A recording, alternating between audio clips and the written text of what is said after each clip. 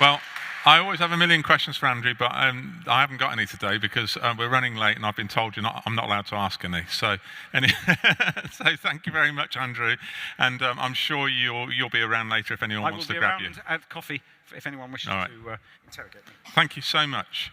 Okay, well, so obviously the whole beauty of biometrics is it reduces the friction of proving your identity, and another way to do that is by something that we've talked about on some of the panel sessions, which is using sort of network intelligence in the background to verify somebody's identity. So the next panelist, the next speaker, will be talking about that topic, and I'm hoping he's online because this is a virtual presentation, and he is, as you can see, Stefan Kostic from CEO of iPification. So fingers crossed he's going to appear on screen any minute. Is he? Hey guys, can you hear me? There he is. You carry on, Stefan. You're good to go. Yeah, thanks a lot. Yeah, good afternoon, everyone. Great to be here. Cheers from sunny and warm Montenegro. Really sorry that couldn't be there in person, but hopefully there will be a chance next time. So really happy that I'm coming after Andrew Budd, and as we discussed while he was emphasizing a lot of things on the biometric and the inheritance factor authentication, I think I will use this time to kind of speak a little bit about more of a device and a possession factor verification and what can be done there to actually strengthen the whole ecosystem further, like Andrew mentioned. So at the very beginning, we all know basically for verifying the user's identity online, we can pick one of those three factors, right? Like possession, inheritance, or biometric, and the 40 years old knowledge, password-based factor, which we all trying to get rid of, but unfortunately it's still out there. And what we are seeing is that generally there is a trend of using biometric more and more instead of passwords. But what some of the big players are actually emphasizing today is that a combination of possession factor plus either inheritance or knowledge factor is what they call the best practical application for what is well known as a strong customer authentication. So I'll use a couple of minutes from our standpoint and my personal standpoint, being in this industry and working for the last 10, 11 years.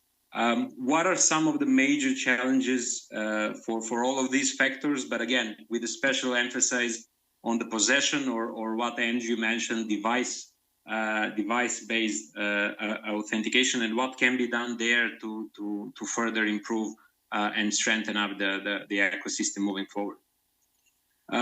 Possession factor today, or device-based authentication, in practical terms has been verified usually using the SMS one-time codes, which we are all familiar with. We've been quite vocal and speaking about these issues because SMS was never intended to be used for this purpose in the first place. And what we are happy about it is that finally this method is becoming officially and legally deprecated in many markets. Some of the most recent examples in the markets where we are very much active in, like in Asia, we've seen that both, for example, Malaysia and Singapore, central banks has announced an official ban for all the financial institutions for using the SMS in their authentication process, and they've given like a 6 to 12 months notice to find adequate alternatives. Aside from few other attacks related to SMS, etc., which I'm going to mention in a separate slides. Some of the most common ones happening are also related to DDoS attacks, causing a lot of enterprises and merchants to have a super high bill related to their SMS aggregators, which I'm sure a lot of enterprises are aware of. Probably the most common, let's say, fraudulent attack which we are talking when speaking about mobile landscape is related to stealing someone's phone number. Although this has been a very frequent issue in the crypto space, I mean, just in the last 6 months, as I've seen, there's like over 13 million US dollars stolen from some of these big influencers and etc. But we are seeing this becoming a trend not only in the developed market, but also in a lot of developing countries, not only in Africa, but as I mentioned, also across Asia Pacific. We have seen recently that one major carrier, for example, in Cambodia, together with a major bank, has suffered a very big loss when the fraudster managed to get a hold and basically to fake an ID and get a SIM card with the same phone number as a victim, and managed to drain over 100K of US dollars worth of funds from the bank accounts, which caused a lot of negative PR and media attention, etc., which will hopefully raise the awareness of the operators and all the players in the industry about this growing issue.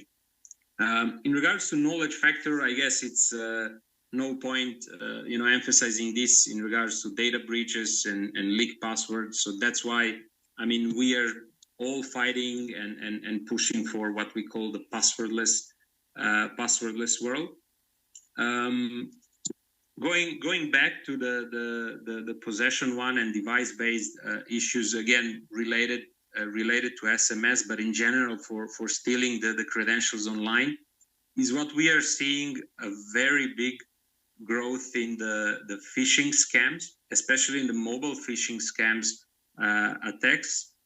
From personal experience, I mean, I think maybe 4 or 5 banks that I've been speaking with in the last quarter, they all, and talking about the European banks, they all confirmed that, I don't know what's the exact reason, but starting this year, there's a 10x or 15x growth in regards to phishing attacks. So on average, I don't know, some banks had like 15 to 20 phishing issues last year, while just the beginning of this year, in January alone, they had over 200 to 301. And the big problem here is that the fraudsters are becoming very sophisticated in terms of design, look and feel, in regards to using, HTTPS protocols, etc.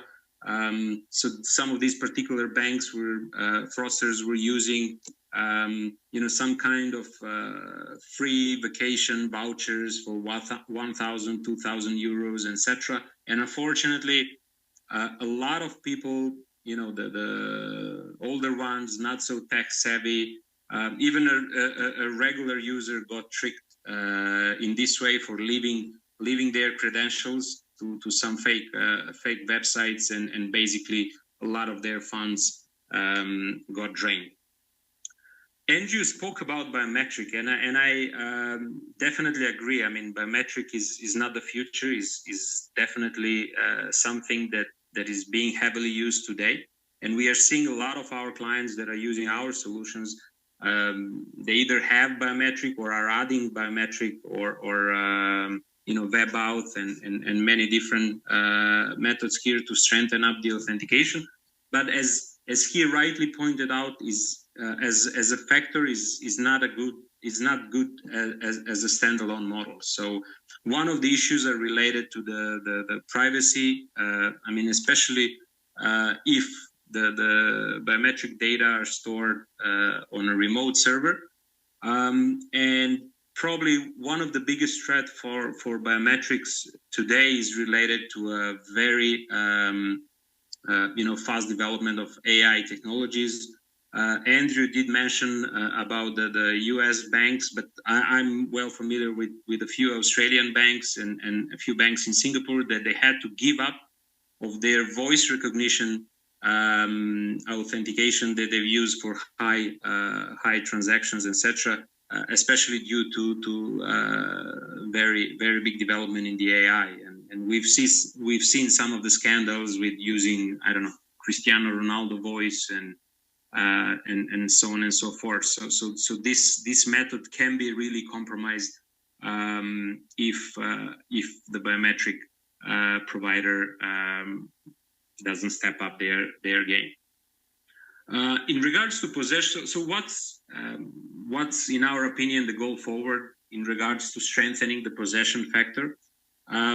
We believe that the more data you can verify across the device and anything inside the device can actually help to strengthen the method itself.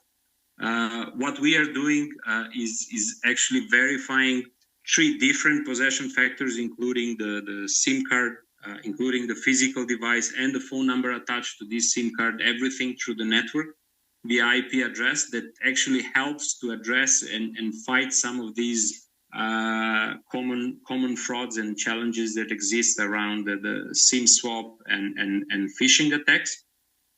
But what I believe is that aside from collaboration across different ecosystems, right? Like an ecosystem providers, whether they're in biometric, knowledge, decentralized ID, device-based, etc.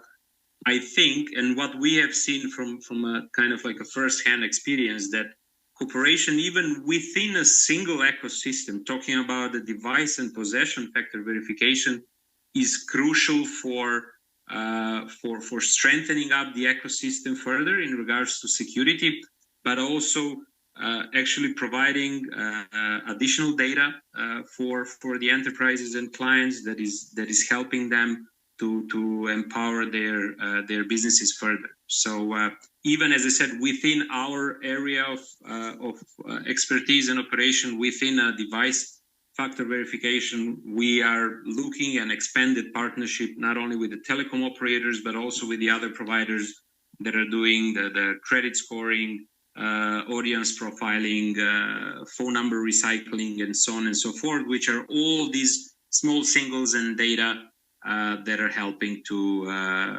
empower the authentication methods further. So thanks a lot for your attention. I don't know if there's any questions related to this area of authentication or identity. Please feel free to shoot. Okay, so Stefan, there you are. You can hear us. Yeah. I'm told I'm not allowed to ask questions, but given that you're coming to us from another country and online, maybe I'll make an exception. So is there one question from the audience for Stefan on screen?